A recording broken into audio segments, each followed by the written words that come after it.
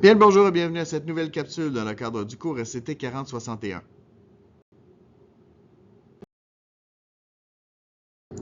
Aujourd'hui au programme, on parle de la section 5.2 qui porte sur les ressources énergétiques de l'atmosphère et de l'hydrosphère.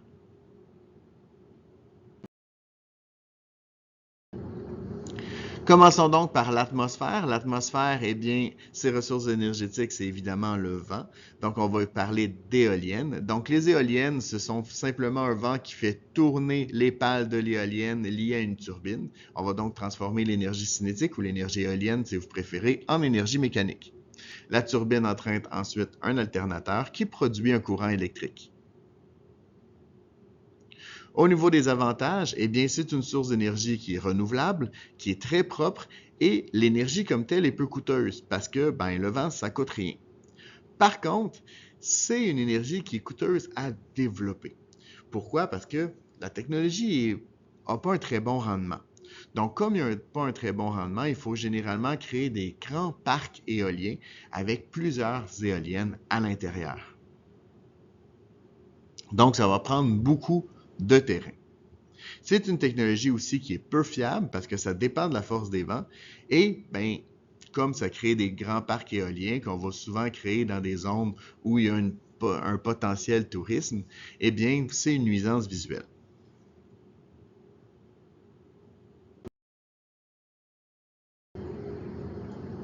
Au niveau des centrales hydroélectriques, maintenant, il faut comprendre que celle dont je veux vous parler, c'est celle qui est vraiment avec des barrages hydroélectriques, mais il existe aussi des centrales qui sont au fil de l'eau, ce qui veut dire qu'ils utilisent simplement le courant de la rivière pour produire de l'énergie. Comme les centrales au fil de l'eau produisent moins d'énergie, on va parler principalement des barrages hydroélectriques. Donc, dans un barrage hydroélectrique, on va construire un barrage pour pouvoir avoir un réservoir dans lequel on va garder de l'eau et ce qu'on veut en fait, c'est monter le niveau de l'eau au maximum.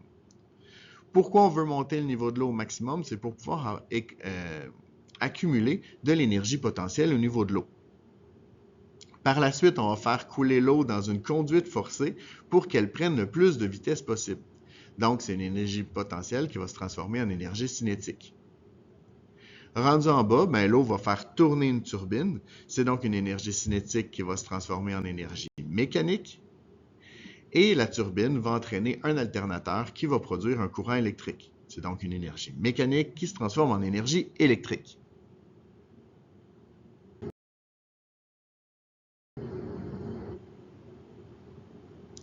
Vous vous doutez que ce type de technologie a plusieurs avantages parce que c'est celui qu'on utilise principalement ici au Québec.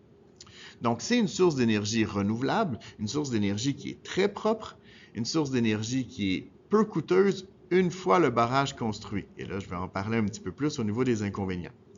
Et c'est aussi une technologie éprouvée qui peut produire une très grande quantité d'énergie. Donc, ça produit beaucoup plus d'énergie qu'une éolienne, par exemple. Par contre, c'est une technologie qui a aussi des inconvénients.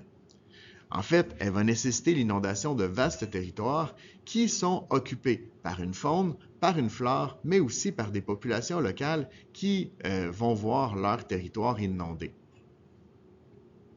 Ce sont des centrales qui peuvent rarement être construites près des centres urbains, donc il va falloir produire des lignes à haute tension qui vont devoir transporter l'énergie sur une très grande distance, ce qui va occasionner évidemment des pertes énergétiques. J'en ai parlé, ça occasionne aussi des inconvénients et des conflits avec les peuples occupant le territoire, qui sont ici au Québec principalement des peuples des Premières Nations, donc qui se voient ainsi privés des territoires de chasse et de pêche. C'est aussi une technologie qui est très, très coûteuse à construire, parce que non seulement il faut amener les matériaux aux endroits, ce qui veut dire qu'il faut construire des routes, il faut construire des infrastructures, il faut construire même des villages pour que les gens qui vont construire les centrales hydroélectriques puissent se loger pendant la construction. Donc, c'est vraiment beaucoup de coûts.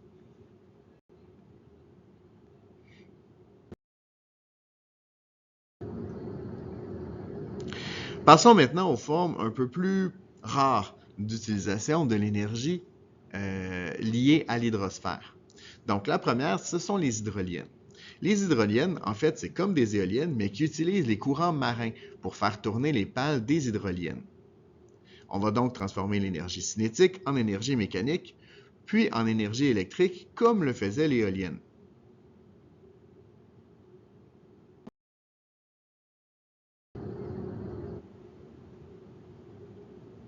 Au niveau des avantages, c'est une source d'énergie qui est renouvelable et qui est très propre. Par contre, c'est une technologie qui est très coûteuse et le principal problème, c'est qu'il va être exposé toujours à l'eau de mer. Et l'eau de mer, ça dégrade les matériaux. Ça fait rouiller le cuivre, ça fait rouiller le fer et ça va abîmer aussi le béton. Donc, c'est une technologie qui est vraiment très coûteuse pour la simple et bonne raison que non seulement ça a des coûts pour la concevoir, mais ça a des coûts aussi pour l'entretenir à cause de cette fameuse dégradation-là.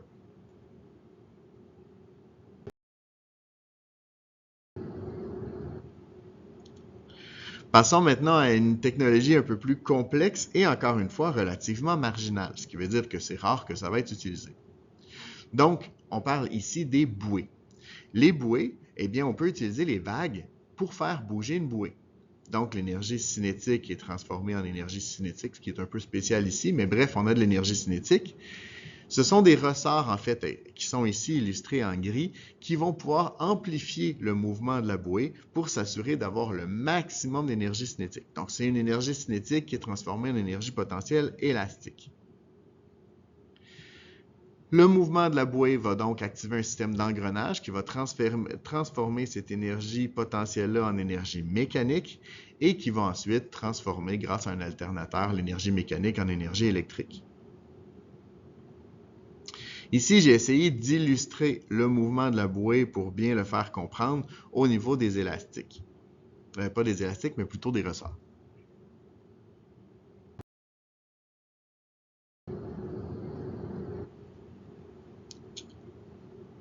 Cette technologie-là, je l'ai dit, c'est relativement marginal.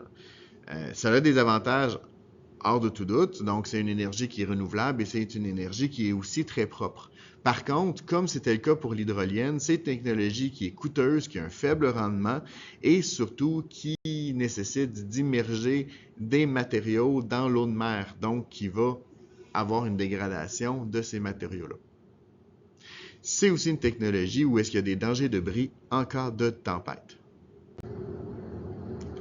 C'est ce qui met fin à cette capsule. J'espère qu'elle vous a plu. Vous êtes maintenant les experts. À vous de surpasser le maître.